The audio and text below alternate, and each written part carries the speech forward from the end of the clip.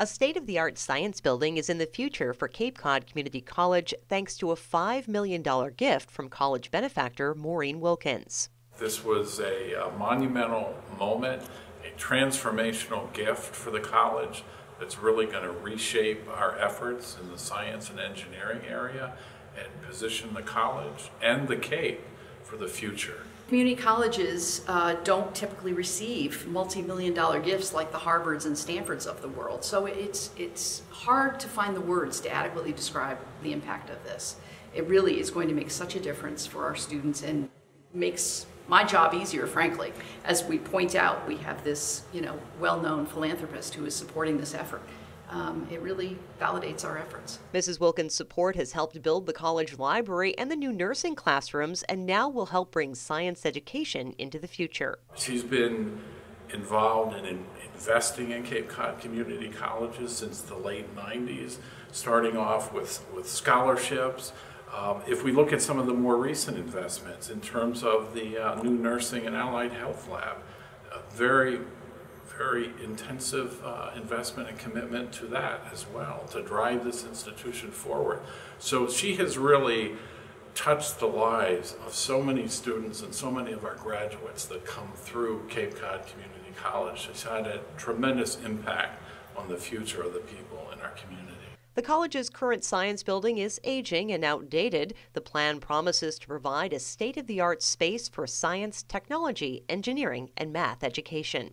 We have been able to upgrade equipment over time. Basically, the items that are not attached to the walls or the floors, we have a better ability to upgrade and invest in.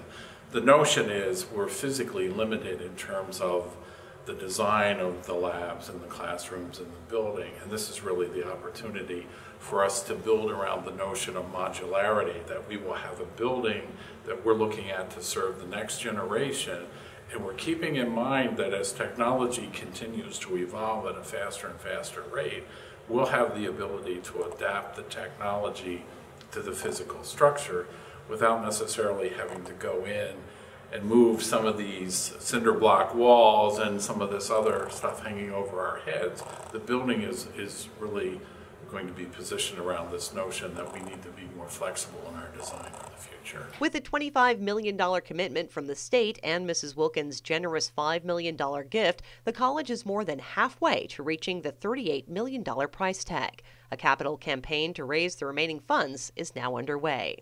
Mrs. Wilkins' generosity is well known on the Cape, but this is just the largest gift, as you've heard, the largest gift we've ever received from one single person, and it's going to make a huge difference in our fundraising as we talk to other donors. We have that seal of approval from Mrs. Wilkins that this is a worthy project that is in need of funding. We are working on coming up with lists of prospects, talking to people, listening to our science faculty and administrators as we get the messaging together to share with people.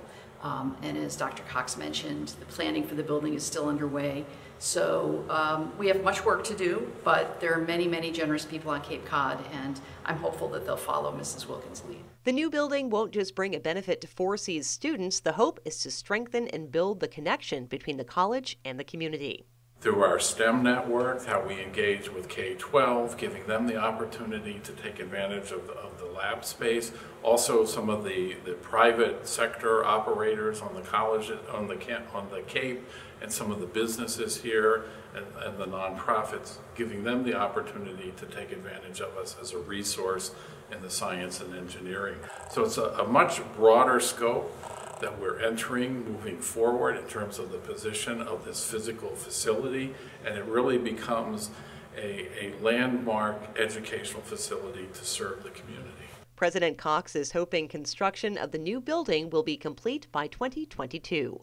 For Cape Media News, I'm Sarah Colvin.